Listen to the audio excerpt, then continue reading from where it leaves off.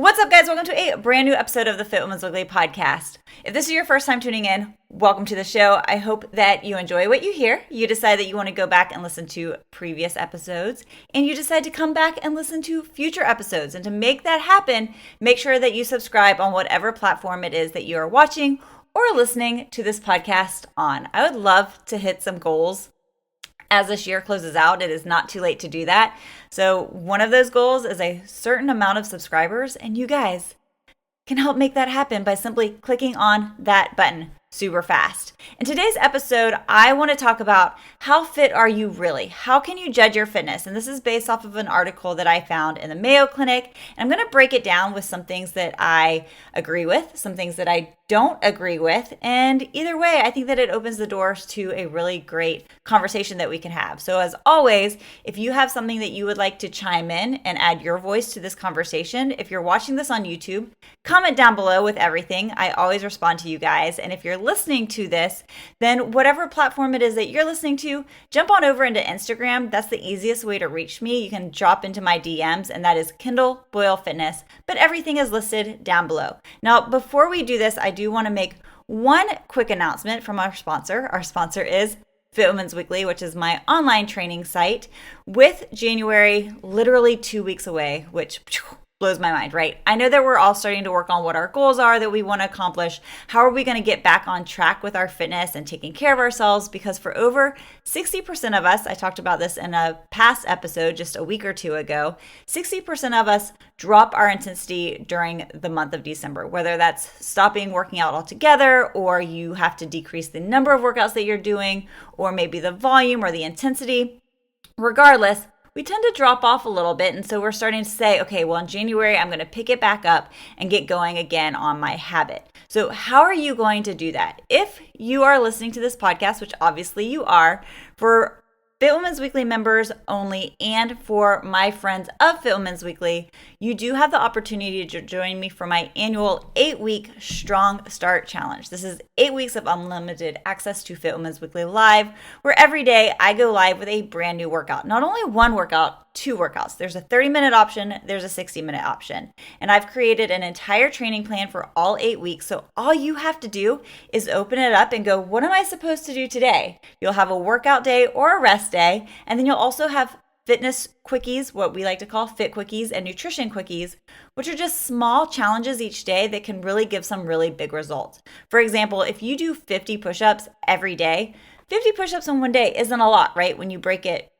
up, do some in the morning, some at lunchtime, some at night. But when you think about how many you accomplish at the end of the week, that's 350 burpees, or not burpees, push-ups that you would not have accomplished otherwise. And think of what that can do for your upper body strength and your push-up ability. So that's just one example. That's actually not one of the challenges this go around, but you get the point. And there's also similar things like that with your nutrition to help you create small changes in your diet that can lead to really big results for whatever your goals might be. And I'm going to help you. You're going to get the accountability. You're going to get the coaching support. You're going to get actual one-on-one access with me to ask me questions whenever you want. But to be able to do all that, you got to sign up for the challenge. So I'll have some more information down in the show notes. And if you have questions, feel free to reach out. All right, so let's get into things. How do you know how fit you actually are? So this was an article that was published in the Mayo Clinic, and it's see how you measure up. Ready to start a fitness program, measure your fitness levels with a few simple tests. And I do appreciate that because I feel like it's great to have a baseline when you're going into any sort of thing that you're changing, any type of habit. You know, if you're starting a fitness habit, where are you starting from? If you're starting a nutrition program, how do you know if it's working? If you're starting a new habit, let's say you're all of a sudden taking up rock climbing, don't you want to have some sort of documentation of where you started from so that you can see the gains that you're making and the improvements that you're making, which is going to help hold you accountable and keep you motivated. So I know for me and my clients, we do assessment tests. I do my own programming, obviously, for my clients.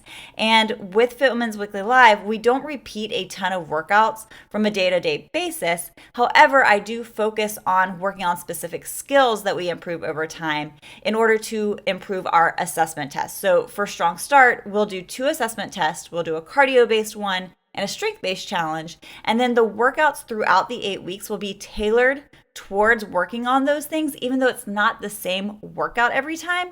And then we retest at the end so that you can say, oh my gosh, look how much stronger that I got. So I'm actually a huge fan of measuring your fitness at the beginning and then periodically throughout a timeline of some sort so that you can see that immediate results of, wow, this is working, right? If you're just going off of basis of like how your body looks or what the scale says, that can be really defeating because that takes a longer amount of time.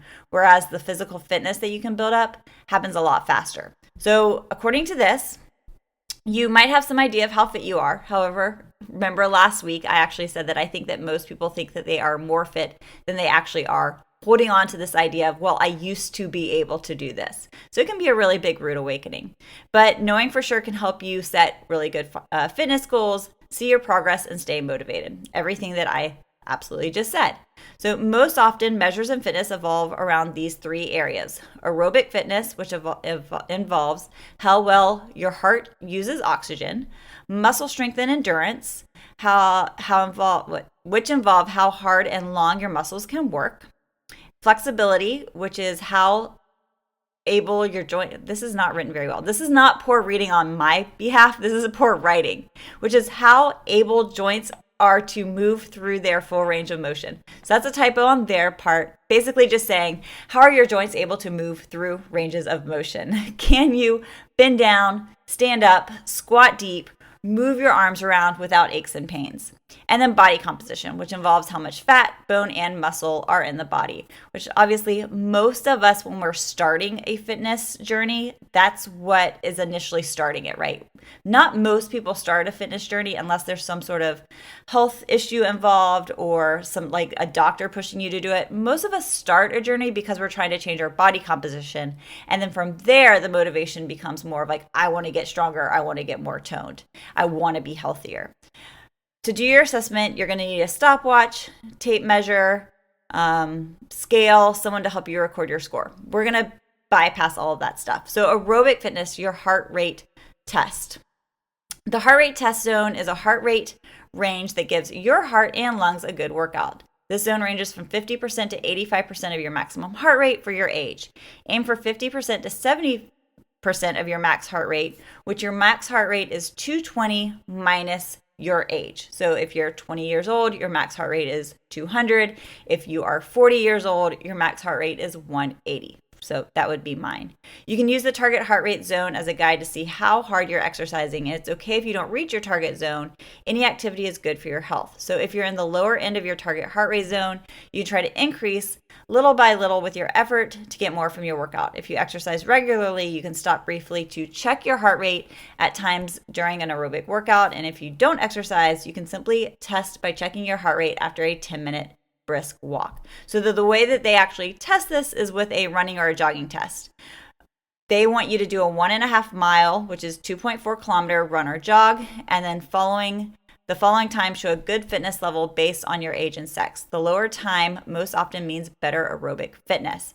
So I'm going to read this and then I'm going to tell you my personal favorite aerobic test to be able to test for your aerobic fitness. If you are, I'll just read from ages 35 to 55. If you are 35 years old and you're a woman, a good time for a 1.5 mile run is a 13.5 minute time. If you're a guy, that is 11.5 minutes. If you're 45, a really healthy time is 14 minutes. For men, it's 12. If you're 55, it's 16 minutes. And for men, it is 13 minutes. So if you haven't gone to run and timed yourself for a timed run, go do that and see where you tend to fall, or at least kind of get an idea in your head. I know for me, I can do, like if I'm just going out for a jog like I did this morning, I'm probably doing 8.5 to 9.5 minute miles, just depending on if it's the start of the workout, the middle, or the end. I tend to start really slow. Once I get warmed up, I can go a little bit faster. For me personally, I know that if I were to go out and do this as a timed run, I could do this in sub 8-minute miles a little bit. So according to this, then yes, I would be considered very fit cardiovascularly with my aerobic health. And that is one thing that I always stress to you guys is the importance of not just being involved with your strength training, but making sure that you are focusing just as much on your cardio health as you are on your strength health. There's not one that is better than the other. They are so equally important. So if you've been lifting weights like crazy over the past month, 6 months, 10 years, but you've neglected your aerobic health, maybe that would be a really great goal to make for yourself coming up for the new year. What kind of goals can you set? It doesn't have to be something like, I want to go sign up and run a race. You don't have to do a half marathon, but maybe just setting it up where you can go run for 3 miles straight. I say this all the time. My goal in life is to just be able to run for the sake of running. If someone's chasing me, I want to make sure that I am able to get myself out of a sticky situation. If a friend asks me to do something really cool, on a whim, I want to be able to say yes to that, and not like, oh, I'm not trained enough. So I do want to make sure that I always have a basic foundation for aerobic fitness, which I think is really important. For me personally, my basic foundation is probably going to look different than most people. I want to be able to go run at all times 13 miles, which is a half marathon. I want to be in physical shape that if someone were to say, hey, let's go run a trail tomorrow that's 13 miles, I can do that and not have to pay the price for a week after because I should not have run that because I wasn't trained properly, right? So that's just my personal goals, but that doesn't mean that that's where you need to start. If your aerobic fitness is something that you haven't been focused on, my suggestion would be get to a point where you can run 3 miles without any pain or issues. If running is out of the question because of joint issues or some kind of health concern, there's so many other ways. Maybe it's go be able to swim for 30 minutes nonstop, or to be able to bike for 15 miles nonstop. Whatever it is, make sure that you're choosing your aerobic fitness. For me personally, while this test is great, going out to run 1.5 miles, that's not in the books for everybody, right? Some people can't run because of knee issues or back issues or whatever the case may be. I prefer doing the step-up test, which is a 3-minute step test where you have, I don't even think it's a 12-inch box. I'll make sure to put the link down below. Yeah, it is a 12-inch box. I actually did this test about a year and a half ago where I actually did all these fitness tests, and then we did this big blog episode on it for Women's Weekly. So I'll put that down below too. But the 3-minute fitness test measures your aerobic capacity by elevating how quickly your heart returns from exercise. So it involves stepping up on a 12-inch box where you're set at a certain pace. So I had to go online. I found a metronome that was beating at 96 beats per minute, and that's the cadence that you want to keep for that entire 3 minutes. After the 3 minutes, you immediately sit down, you set a timer for 60 seconds. After that 60 seconds is up, you then find your heart rate and you figure out where your heart rate is after a minute of exercise in comparison to what your resting heart rate is. And then there's like a chart that helps you figure out if you are considered healthy or if your aerobic capacity isn't probably where it should be for your age. So that's your aerobic fitness. Now let's talk about muscular strength and endurance. And I love this because I just talked about this on Shorts, and I created a reel from it for Instagram as well. I just released an article saying how many push-ups you can do is indicative of how fit and how healthy you are. Let's go into the gym and see how many push-ups I can do, and then I'll share with you how many push-ups you should be doing to determine if you are fit and healthy.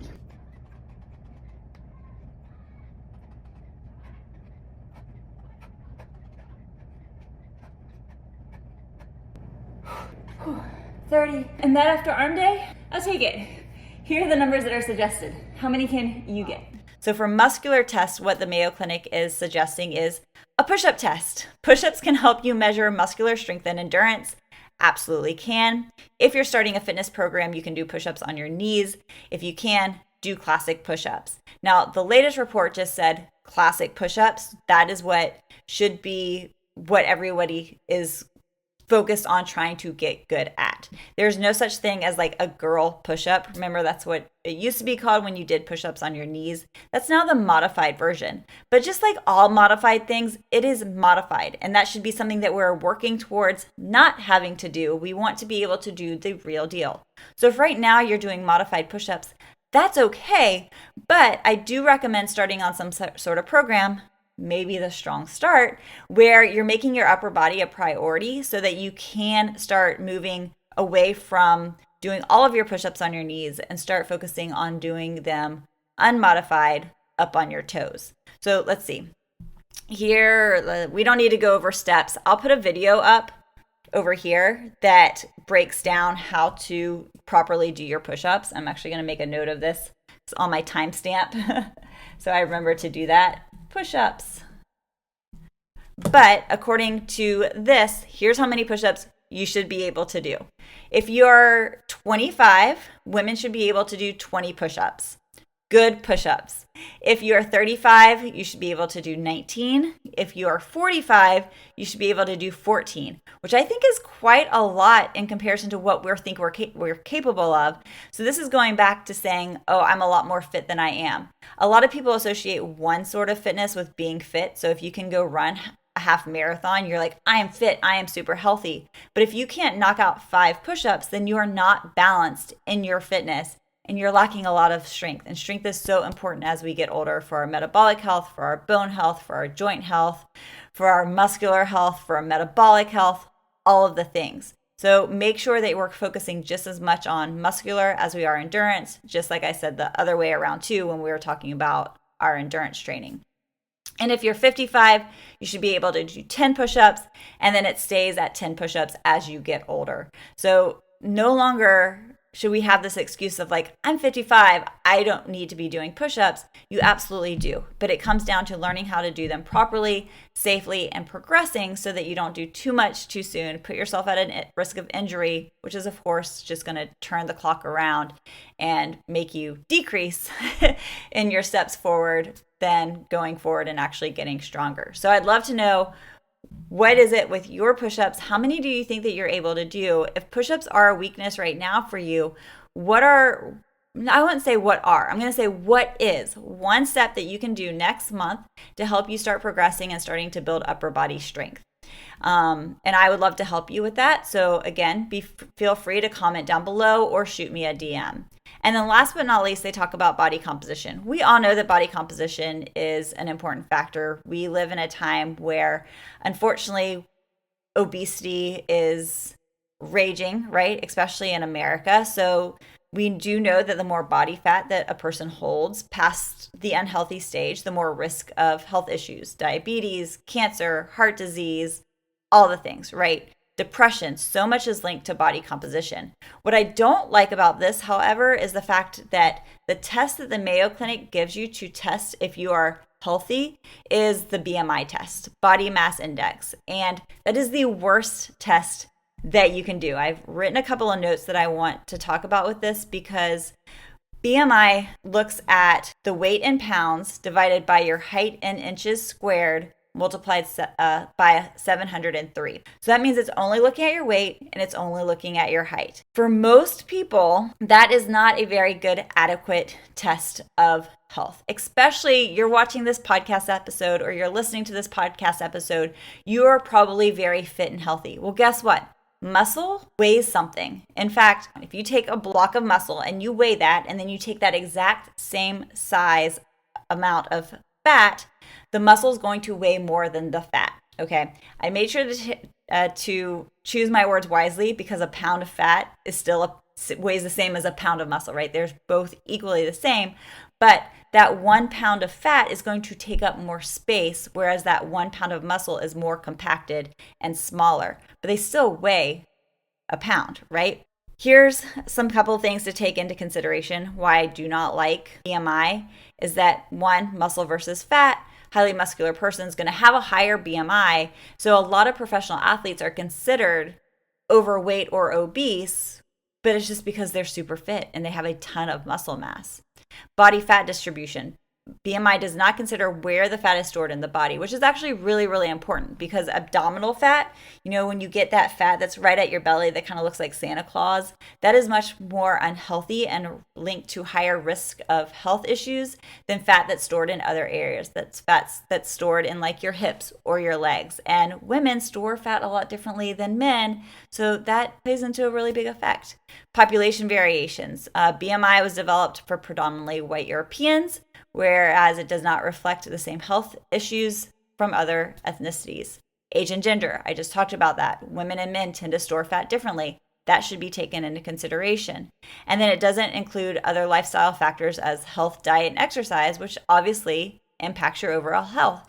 You can still, science has shown, be considered overweight by BMI, but you're working out every day, you're eating healthy. It's strictly your genetics are just built differently so that you might be a little bit more of a dense person, but that doesn't mean that you're considered unhealthy overall. So if you're ever told that your BMI is unhealthy, then check in with yourself. Obviously, for a lot of people, if you are overweight, then your body fat might be at a higher level that does need to be corrected. And that issue, then look at, again, 2025. What can we do? Just one or two things in the month of January that can help you start to get a little bit healthier.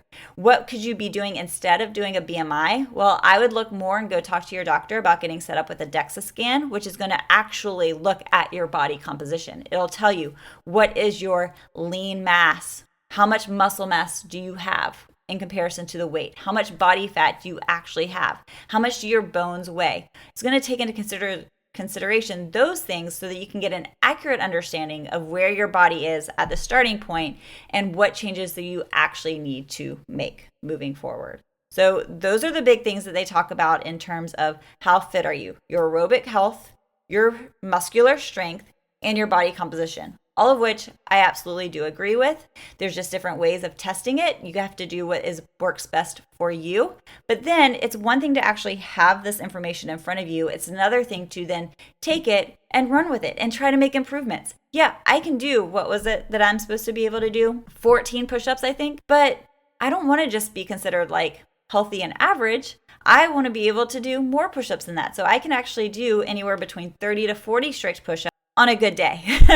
30 on pretty much any day. I think I've gotten to 40 to 50 on a really good day. That is not the norm. But regardless, being a 40-year-old, that's something that I pride myself on. And those are things that make my metabolic age different, right? So I might be 40 years old from the year that I was born, but because of the things that I do from my day-to-day life with my lifestyle, the fitness that I do, the nutrition that I follow, the things that I do for a healthy mindset, getting the sleep that I'm supposed to be getting, that makes my age. Actually, the last test I took had me as a 26-year-old.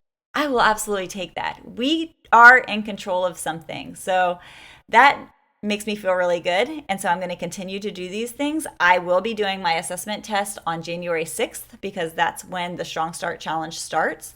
And again, if that's something that you're interested in, I'll put some more details down below. You can check it out. You can go sign up. And yeah, that's what I got today, you guys. So if you have any thoughts on this, I'd love to hear it. How fit do you think that you are? Do you know that you neglect one area of your fitness over the other? Are you super strong with your aerobic health, but your strength is down here? Or maybe like my best friend, her strength is up here, but I don't know if she could go run a half marathon. She hates the idea. And a lot of times we put it into ourselves of like, I hate running, I don't want to run. Well, there's a lot of things that we don't like to do from the get-go, but the more you do it, and all of a sudden it becomes just something that you do look forward to. For example, brushing your teeth, which I'm still laughing at this every time I go to brush my teeth. It's what I do, obviously, when I go to bed at night. It is the first thing that I do in the morning and my husband does in the morning. But when my nieces were over here this past weekend, one is 8, one is 13, I had to like force them to go brush their teeth. I was like, don't you want to have fresh breath when you first wake up and not have that grime? And they're like, no, I don't know what you're talking about, right? But over time, like it's something that you look forward to. But at the start of it, when you're first creating that habit as a kid, it's a chore, right? And so the same with your aerobic fitness. Right now, it might not be something that you're used to and it feels like a chore. But as you do it more and more and you eventually start to feel that high at the end of your run, it becomes something that you actually look forward to. And you're like, hey, I got to get my day started with this run. I got my day started this morning with a 4-mile run. Loved every minute. Well, I didn't love every minute of it because I did start off as sticky. My joints were a little achy. It was kind of rainy outside. But as I got through that first mile after that, I was like, oh, this is great. I feel so good that I get to be out here doing it. And on the same token, the same thing goes for my strength workouts. At first, I'm like, I want to do this. But once I get going, I'm like, this is fantastic. I feel so strong, so powerful, and so just I don't know, you feel like a badass. So go feel like a badass. Make sure that your training is balanced, but figure out where you are now so that you can set some realistic goals for yourself. All right, guys, thank you so much. We will most likely be taking next week off from the podcast because it is Christmas week here. Well, Christmas week everywhere, but we celebrate Christmas. So we will probably be closing down next week to celebrate with friends and family. And then we will get rocking and rolling again the week of New Year's. But yeah, we'll probably, I was going to say probably take that week off too, but no, we'll probably be back. And by we, I mean I. All right, guys, thank you so much. Talk to you soon. Bye. Oh, remember, hit the subscribe button and hit the like button. That's all you got to do.